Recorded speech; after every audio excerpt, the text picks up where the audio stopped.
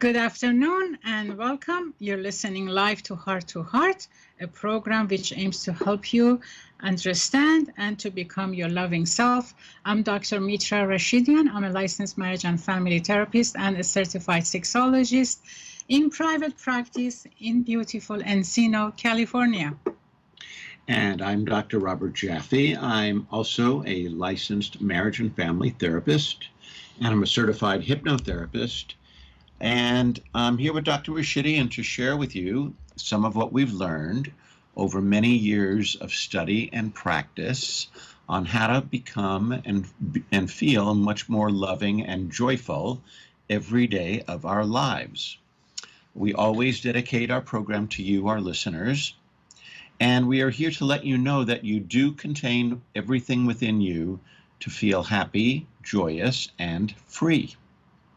We are born into our world as our loving, authentic, true selves, and we all come in open, curious, honest, sexual, and trusting, and we also have the ability to be calm, emotionally available, and connected with others, as well as confident and compassionate. Thank you, Dr. Jaffe, for this introduction. We would like to welcome our new listeners to at KMET. This is our first show in Thursday afternoon, and we are so excited, to have this opportunity to be here, to share these moments with you for the next hour. And we're going to be here every week. And guess what we're going to be talking about? Something that that everybody loves to learn about and also to get excited about. Yes, and that's the big topic of don't talk about, but it's also very provocative. Right. So if you are pulled into two different directions as a result of that, and that's nothing but sex and sexuality, and how to ultimately improve our sexual relationships. Absolutely. And anybody who says that they don't want to have an improved sexual relationship is either lying or insane. Okay, so let's see. I don't know this person, but I left a beautiful quote here for me. Derek Jarman. We appreciate the quote. He says, "Understand that sexuality is as wide as the sea." Well, I could not disagree with that. Mm-hmm. I am adding to that, however, to understand love and sexuality is to understand the infinity. That's a great right? Quote. And that's, I'm happy to claim that as my quote. That's your quote. To understand love right. and sexuality is to understand infinity. Right. Mm-hmm. So when we are talking about, I always, when I start something new, and you and I are starting this is new, I think it's best to start with the basics, right? Okay. We're not here to, first of all, to teach any of you on how to have sex, because I think nature has done a good job teaching that it is, a natural phenomena, just like eating, just like breathing, just like listening, seeing. So those are something that automatically our biology can take care of. For the most part. For the most part. For the most part, right. Yeah.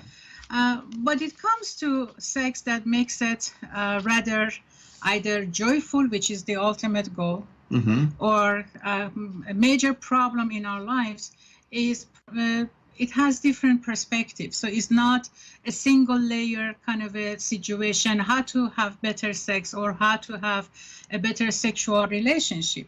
But there are so many factors that they are impacting this most important aspect of our lives.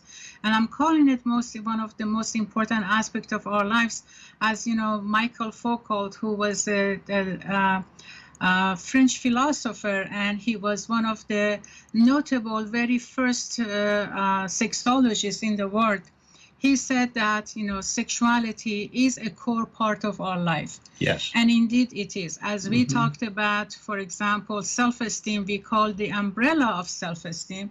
Here we're talking about the umbrella of our sexuality. Right. So that many aspects of our life are classified underneath of that, and due to variety of factors which we're going to be introducing to you one by one each week, we have shaped ourselves into a sexual being that we are today, right? Since birth all the way to where we are today. So whether we are male or female, how we have become the sexual person that we are today has a lot to do with our history, in short, right?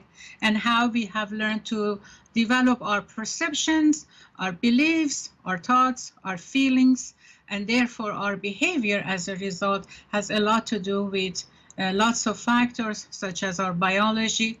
It has to do with our social aspect of our lives. It has to do with economy, with politics, with religion, culture. So there are so many factors that impact our sexuality that when we discuss it, for most people, it's a new concept. For some people, they know it. So therefore, this is also a very sensitive topic for most people. It's a taboo topic in many cultures, right? At the same time, like I said at the beginning, it's taboo in one hand and then very provocative in the other hand. Correct. So how do we find ourselves, come up with a balance in that, number one, and number two, how do we bring our sexuality into our relationships in order to have a meaningful, romantic, loving, caring, romantic life with our partners, right? Right. Whether we are married or whether we are just partnering with somebody, it really doesn't matter. What matters is how do we understand our own sexuality, and therefore how that comes into our relationship and plays this important role there. So perhaps maybe at this moment we can talk a little bit about the taboo aspect of it. Right. Because the taboo aspect of sexuality, it's sort of like when you are unable to talk about something with other people, it becomes kind of hush-hush and a big secret. And it becomes something that everybody knows everybody else is doing, but nobody is sharing their experience. They're not talking about their sexuality. And that has been something that's been for a long time. It goes back, I think, to even prior to the Puritans, when we landed on Plymouth Rock. Right. I mean, yes. I mean, the taboo factor of human sexuality has been something with us way from the beginning, and each nation, each culture, each religion, they have had their own approach to it.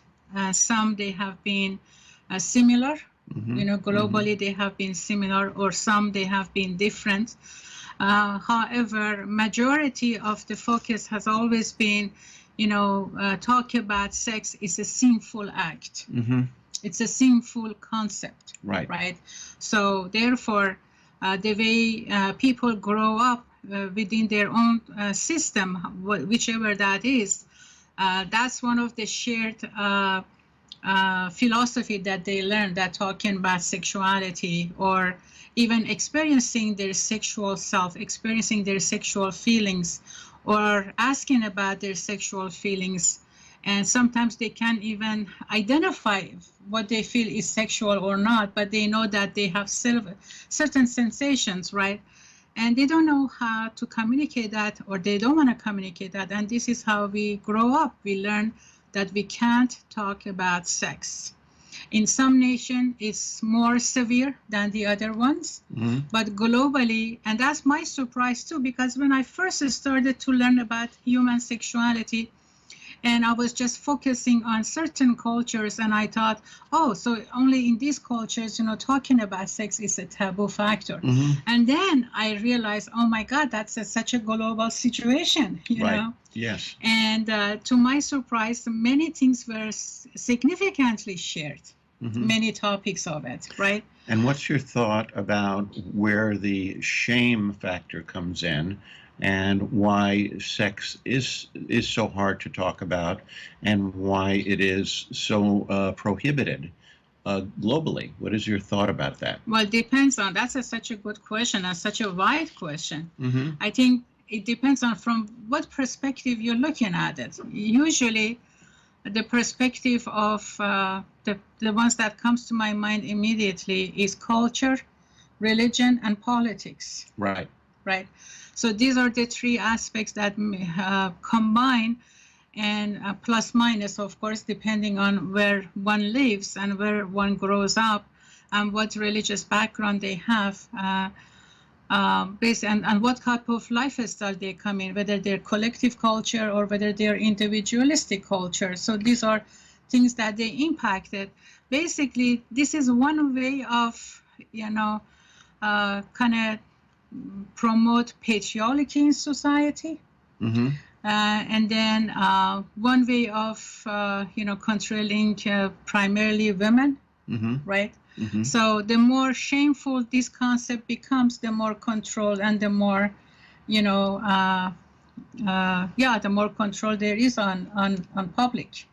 So are you saying then that, because you said basically you started off believing that it was just a cultural phenomenon, for like maybe your culture, Middle Eastern culture, yes. and then you discovered that it was actually ubiquitous, that that there was an aspect of sexual repression in just about every culture, right?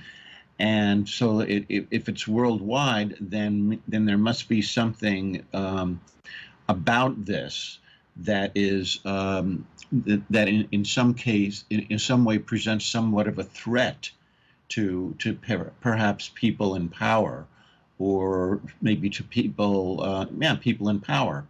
You mentioned politics, you mentioned religion, and perhaps there's some threat to them, that if they can't control a person's sexuality, that person will not be controllable in other ways. Well, yes. I mean, it's like if you control people's eating, for example, right, and give them minimal food or shame them from eating, people can die faster than they start, right? So obviously,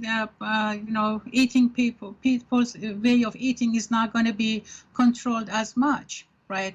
However, the things that can be controlled, and one of them, the biggest one, is human sexuality. If they say, sex is bad, or talking about sex is bad, don't answer children's question about sex because they will learn and then they will do bad stuff. So these are all the terminologies that we hear. And then, the way to control this, by giving messages, of course, right? And I know that we just welcome back from our commercial break. For those of you tuning into Heart-to-Heart, welcome. And to recap, our discussion for this segment is human sexuality and how to have joyful sex life and sexual relationship. This is our first show about this topic today. I'm here with Dr. Robert Jaffe. And so we would like to invite you to listen to our program, and also you can please call us and share your questions, your comments with us. That's why we're here, to answer your questions and your comments. Without you, this show is not possible. Our phone number here live is 951-922-3532. That number again is 951-922-3532. You can also visit us on our YouTube, heart-2-heart.online/YouTube. So,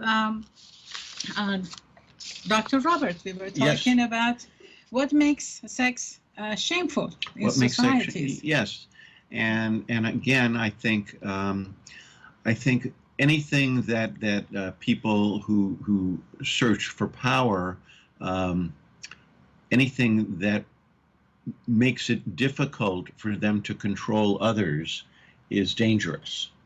And I believe that that's a big part of why sex has become such a difficult topic, a challenging topic, because people have a lot of ignorance and fear around sexuality. Sex is spontaneous. Sex is passionate. Sex is very powerful. And it's very beautiful. And it's very beautiful, as long as, of course, it's done consensually. Exactly. Yes. Yes, that's true. And, this is the part that is really significant, and we're going to be talking about this. There is so much to talk about human sexuality that is really, I'm very excited that we're doing this. Yes, it's a great program, and Right. I'm so thrilled because you are a sexologist, and you've spent so many years studying and writing about human sexuality, and a lot of that you mentioned earlier. Sex is used to repress, and it's used to especially repress women. Right. Yeah. Absolutely. Yes. At the same time, we know that sex sells, right? Yes. So that's the opposite side of it. How can we repress something so beautiful in our life, something that is part of our nature, Mm-hmm. right? And then make it something that is so sellable, and also so many people are making profit out of it. Right? Yes. So, I mean, really that needs to be understood. You refer to me as a sexologist. Yes. People ask me often, what exactly is sexologist? Mm-hmm. Right? Mm-hmm. So sexology is actually the science of studying human sexuality. It's not something new. Mm-hmm. It's actually started back maybe about 400 years ago in Germany, and there was where the first sexologist was registered, right? Mm-hmm. And then after that, it was a slow process, again, due to the taboo factor of human sexuality. Nobody wanted to learn about this. But then again, sexologists didn't stop. So there are two types of sexology practices. One is clinical, the other one is research, Mm-hmm. right? So the clinical sexologist only focuses on the aspects of biology, Mm-hmm. right? And then somebody like me, I'm a research sexologist. So I Mm-hmm. have done extensive research in the area of human sexuality and everything that makes sexuality either a problematic issue in life, or it makes it, a joyful impact. And then through this, we learn about how biology, how anthropology, how social factor, how culture, how religion and economy can impact our sexuality. Yes. And then how to overcome all of that in order to develop a healthy sexual self, Mm-hmm. which is our understanding of who we are as a sexual being, and then how that is related to our authentic true self. Mm-hmm. Basically, they are almost the same, right? Yes. Except that sexual self goes a little bit deeper into our selfhood. Mm-hmm. So you can imagine that how this aspect of our lives has been controlled across the centuries, and in order to dominate women to begin with, Mm-hmm. and focus on sex just for giving birth to babies, Mm-hmm. in order to expand the population. And it wasn't until about, of course, we know, like I said, 400 years ago, that sexology started to develop. And surprisingly, talking about sex outside the taboo factor of it didn't start until maybe about, I would say, 100 years ago. Mm-hmm. And that's when Freud started to talk about human sexual development, Mm-hmm. right? Right. So Freud broke the taboo in that aspect. And of course, he faced so many, criticism and all of that. And then, of course, it wasn't until maybe about almost between 50 to 60 years ago where Masters and Johnsons started to talk about our sexuality and sexual response cycle. Correct. Which started a whole new, I would say, dynamic to understand about human sexuality. And then the rest started to develop slowly and slowly, and only perhaps during the past maybe 20 years that we almost have some safe place to talk about sexuality. Not even today still, As much as we think that, today talking about sex is easy, sex is everywhere, everybody's having sex, the reality is, well, that may be true. However, there is another side to it, and so many people have so much problem with their sexuality, with their relationships, still with the taboo aspect of their sexuality. And this is more apparent in collective cultures, places where they have more conservative religious people, right? And ultimately, unfortunately, we see that the attention mostly is paid to female sexuality, whether it is as a sinfulness part of it, or as a problematic area of it, or as a dysfunction part of it. So most of the focus is on female sexuality rather than male sexuality. But then again, within the past 10 years, we see that there are attention to male sexuality as well. There are issues of how still make sex a shameful factor and make profit out of it. Again, at the same time, like porn industry is really huge. And I want to comment on that, because there's been pretty much of an uproar over the last decade about the church, right? And how much the church has turned a blind eye to the priests and ministers sexually abusing their parishioners. And of course, that has to do with the amount of sexual rules and repression, which again is part of the culture. And so the culture, the more that we repress knowledge and understanding about our own sexual desires and about how powerful our sexual impulses and desires are, and how healthy that part of us is, the more that gets repressed, the greater the desire to break out of it. And oftentimes people break out of it in a way that's detrimental to themselves and others. Exactly. I mean, there are so many negative sexual messages are out there. Yes. That, one will think, well, how this is okay to talk about sex when they grow up with all those negative messages, right? And some of negative messages actually are not, or they don't seem to be negative, but they actually are. So, I mean, look at, a male and female child as they grow up. And this is anthropology part of it. We say that, for example, what is known is, and it's very classic case, that the female child will wear pink outfit, and the boy will wear blue outfit. Right. Girls are not supposed to run or do horseback riding, right? Because they can lose their virginity, or that's the belief that it's gonna happen. Yeah. And then boys can do whatever, and they can walk around topless, right?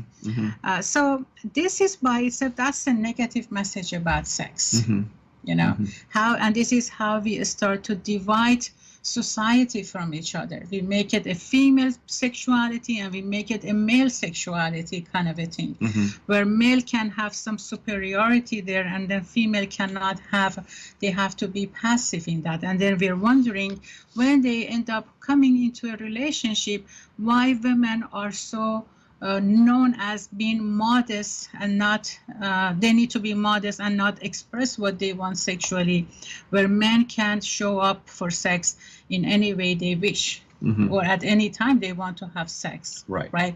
So the division, the difficulty, the messages that man can have sex anyway and anytime, but the women are need to be modest and control themselves, is something that, gradually is injected into our mind since birth. Yes. Right. Yes. Often that happens. Right. And then because of the mixed messages that men and women get about their sexuality, as a result, there's often dissension in sexual relationships, and because there's a lack of understanding of male sexuality and female sexuality. Right. There's a lot of sameness to both male and female sexuality, and there are differences, and the differences aren't understood and learned about as men and women are growing up, so that they don't know how to communicate about the differences, and oftentimes miscommunication leads to anger and hurt and blame. Exactly. And it destroys a lot of good relationships. Yes, and you and I have seen that in our therapy offices, that how many times we have couples here that when finally they feel comfortable to say a little bit something about their sex life, which is, again, for women is so, I don't know if I want to talk about it or I should talk about it. And then for men, oh, I'm not getting enough sex, kind of a thing. So we see that, there are two parts to human sexuality, to say the least. One is the biology part of it, and one is the psychology part of it. Mm-hmm. The biology part of it, according to biopsychosexual theory, we see that biology maybe is up to 5% of the problem, right? Mm-hmm. But then again, the vast area of it is cultural problem, which is connected to the psychology of a person, right? It's cultural, and I think a lot of it is communication. Well, communication falls into the culture of how do we learn to communicate about our sexuality. Mm-hmm. And the psychology is about how do I look at myself as a sexual being, right, so that I can permit myself to understand what I want, what I desire, and how I want to communicate that or not, or whether I should, in fact, communicate that or not, right? Mm-hmm. So biology, of course, it needs to be considered. However, the vast majority that is problematic is the psychology, and then under the umbrella of culture. And that's precisely what my research, the number of them that I have done, have shown that culture is the dominating factor to human sexuality. Right. Which that goes, how we are being shamed for, how we become fearful, how we feel guilty about thinking about sex and wanting to have sex. And as a matter of fact, exactly what is having sex? That's the bigger question. And when I ask this from my clients, they say, well, you have sex to have orgasm. Right. Well, what a big error we have right there. Right. Or sex is a sexual intercourse. Right. Or it is about intercourse. Right. Exactly. Yeah. Right. Because when Bill Clinton was accused of having sex with Monica Lewinsky, and he said, I did not have sex with that woman. A lot of people have criticized him for that, but I think that he was saying it because he was not equating oral sex with sex. Right. I think he was saying I didn't have intercourse with her, and that's really what sex is. Right. Sex is just intercourse, and any other kind of sexual play is not really sex. I think that's what he was alluding to, and I think a lot of people still have confusion about that. What really is sex? And we are here to kind of relieve people from this confusion, right? Every Thursdays at 3:00 here at KMET. We do welcome your comments and your questions. Please call us, email us, tell us what you want to hear. What are your sexual difficulties? What are your sexual experiences? What are your sexual understanding, and who you are as your own sexual self? Right. So we look forward to hearing from you. And we'll be right back after the break. After the break, right? Yep. Here we go. Break. This is Dr. Mitra and Dr. Robert here. Please call us with your comments, questions. Our phone number is 951-922-3532. That number again is 951-922-3532. We are delighted to be here. This is our very first show on Thursday afternoon, where we talk about the most delicious topic of the society and the most prohibited and taboo topic of the society, which is nothing but sex, right? So we were talking about, well, what is sex? What is sex? What is sex? I don't know. There is no one definition for it. You know, the sex is not just two people getting together and have intercourse and then have the hottest orgasm, right? Well, of course, that is one form of, but how we introduce sex. And it's not a bad form either. And it's not a bad form. So what happens that most people don't get there, right? Yeah. And that's what we are here to uncover, Mm-hmm. So we know that, sex is taboo, sex is prohibited. At the same time, sex is everywhere, right? So in one hand, we are pushed back for having sex and talking about sex. In another hand, we are pushed forward to be as provocative as we can be during our sexual activity, or how to attract a guy or a female in order to have the hot sex that we all want. Right. Exactly, right. But then again, it's so easy to talk about it at times even, but then again, it's much difficult when we get to the process of actually doing that. Mm-hmm. And what makes it very difficult is how we are as sexual being able to communicate about what works for us sexually, right? Yes. And that's the most difficult part. I mean, when we look at animals, they don't have this situation going on, right? And they have sex and they're happy and they walk away from each other, no expectations, no nothing, whether they have babies or not. But then again, in some of them, we see that they form a family, of course, mm-hmm. right? So right. There are some bounds there. So some animals, they can maintain that bound, some don't. With human, the point is that we have to have the bond. We cannot really enjoy our sexuality if we don't have, that emotional, psychological bond together. Right. There are some people who actually do have sex, randomly, and they have maybe a partner here, a partner there, and that's a choice that they can have. And, that's the way that they want to express their sexuality and enjoy their sexuality. Majority of people do not operate that way. Mm-hmm. Mm-hmm. Right. And therefore, it's important that when two people are making a commitment to each other, let's say, for example, marriage, or being a boyfriend, girlfriend, or just two partners, or however terminology they want to use, which is, that's their choice. And I think they are all welcome, and there is no problem with the choice that we make how to have a partner for ourselves. That's not the primary situation. What's primary is how we can talk about, our sexual desires. How do we mm-hmm. express them? Mm-hmm. But to do all of that, how do we identify them within ourselves? Right. So if we don't have the practice of talking about sexuality, if we are fearful about talking about it, if we are shameful, if we feel guilty, or if we never had any formal or even informal, sexual education, we could never recognize how to begin and what to do. So that's why that, in sexual relationship, we see that one usually takes charge over the other person and the other person complies. Right? Yes, that happens quite often. Right.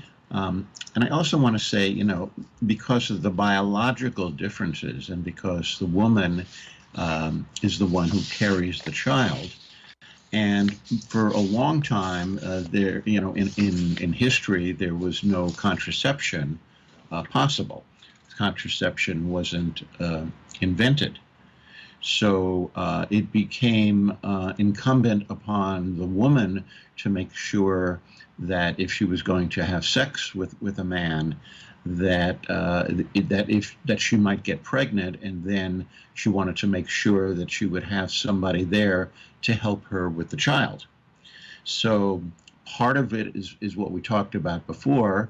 Part of the shame and the power over women is a piece of what has kept us from.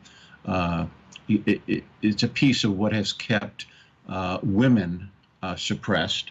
The other part is biology, because women had to make sure that if they were going to be with a partner, and if they could get pregnant, and that they would be safe and that the child would be safe. Exactly.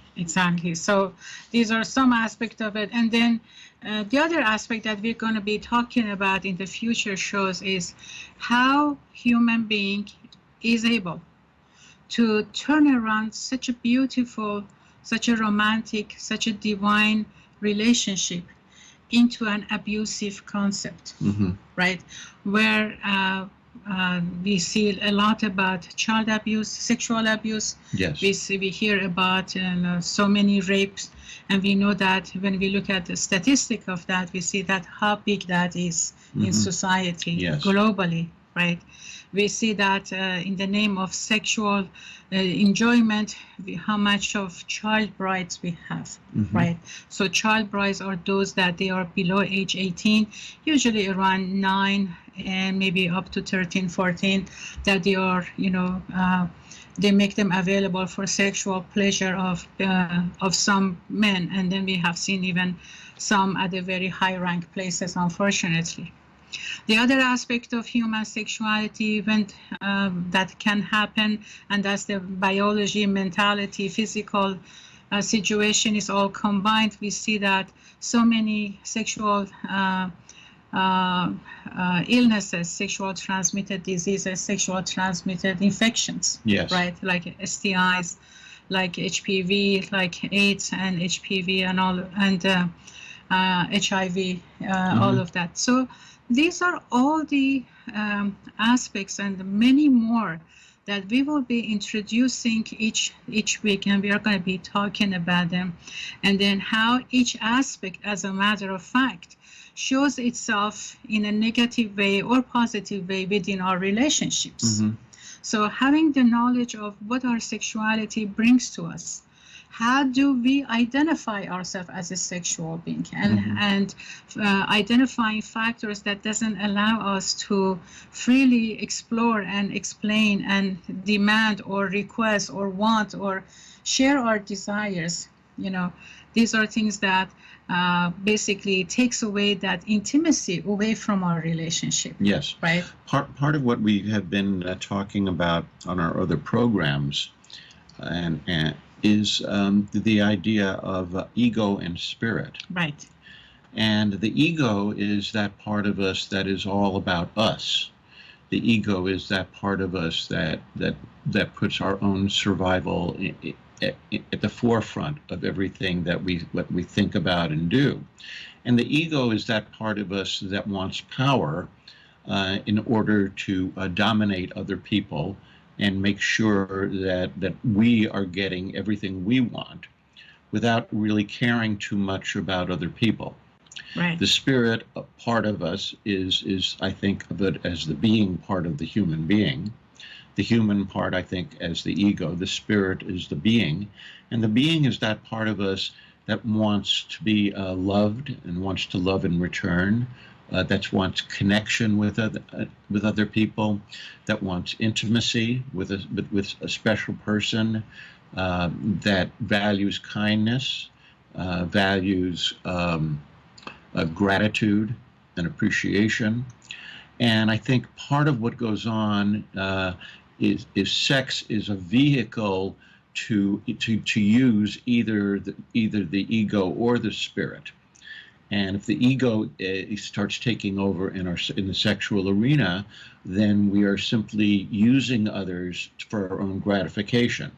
Right. I mean, you mentioned it at the beginning of the program that we are born into the world as sexual, yes. right? Yes. So if that quality, if that is part of who we are, which is, as I said, it's like the big umbrella of sexuality, and all of us goes underneath. I mean, me as a person, as a sexual being, and everything that comes with me is surrounded by that huge white, umbrella. How can we deny that? How can we push it back? How can we say it's taboo and not identify with it, not talk about it? How can we say that, decide for a person about their sexual orientation, and tell them that what is right, what is wrong about their sexuality? Yes. Right? Yes. We cannot do that because that's part of our gene, that's part of our soul, that's part of us as a human being. So human sexuality for the most part has been taboo, and with that we have seen so many problems in relationships, we have seen so many problems in society. We see that such a beautiful divine concept is used by politicians in order to push each other back for their political gains. Right? That they every time that and some are correct, some are not correct. However, it doesn't mean that we need to target a person based on their sexuality and their sexual relationship, right? But then again, we see that how we can use some of human quality in terms of pushing each other back and forth and control ourselves, each other, right? Yes. So it's been, human sexuality is being used in a variety of destructive ways in societies, culture, religion, politics, and then at the same time, it has been used as such a beautiful aspect of our lives in many relationships. But we want that to be global. We want that beauty, we want that peacefulness, we want that tenderness to be shared by everybody as God wants us to experience it, not to use it as a weapon against ourselves, and also to humiliate ourselves or to make it a bad thing, where in fact, it's like telling us don't eat, it's like telling us don't breathe, it's like telling us you can't sleep, where it doesn't happen that way. We are sexual beings, we are going to be sexual, we are going to experience sexual needs. Therefore, we need to learn the language to express that. And we now know that each person is born with their own genetic sexual makeup. Right. So we now know that that the debate over whether it's okay to be, scientifically we know, the debate over whether it's okay to be gay or whether it's okay to change your sex, to be a transsexual, is no longer a debatable issue from a scientific point of view. Exactly. We understand that people are born into this world with that particular genetic predisposition, and just as we as heterosexual people don't have a choice, neither do people who are gay or transsexual really have a choice. However, because of the ego and because of the desire for power, we make these rules, these artificial rules, to say that we are the right ones and they are the wrong ones, which is the case throughout history. We're always finding people who are less than so that we can feel better than. And whether it's the Jews or whether it's the blacks or whether it's women, we feel that ego part of us feels so good in putting other people down, and we get a lift from that. And of course, in doing that, we sacrifice our essential humanity and our essential beingness. Right. And also we lose our relationships that they could have been so healthy for us. Yes. Right. And the sexual differences are sexual differences, just like none of us look alike. So as human beings, as we are different from each other, look-wise, physical, emotional, psychological, we all have our own differences, and it's okay to talk about the choice of color, the choice of food, the choice of places we like to vacation, and those are okay. The same way it's okay to talk about our sexuality, sexual differences, sexual preferences, and sexual relationship, and be able to express what works for us, what doesn't work for us. Yes. Whether we are male, female, or whether we any type of sexual orientation that we have. So the microphone is open. The microphone is open. We like to hear from you. We like to understand what works for you, what doesn't, what kind of questions do you have, what area of human sexuality, what about your sexuality you like to discuss. And when you call us, we're not going to get you into a therapy discussion. This is not a therapy office. This is not a therapy line. We're just going to respond to your questions in a general fashion.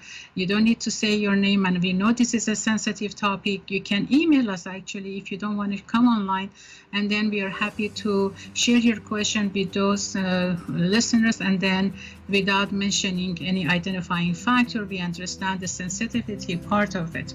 So please call us at 951-922-3532. That's 951-922-3532. Visit us on our YouTube, Heart-2-Heart.online/YouTube. And don't forget to please join us tomorrow at 9 o'clock, where we talk about another important subject in society with Dr. Robert, and that is addictions and ego functioning. Addictions tomorrow. Addiction tomorrow at 9 a.m. And we're so appreciative of you listening today. Thank you for joining us to Sexology 101. Bye-bye.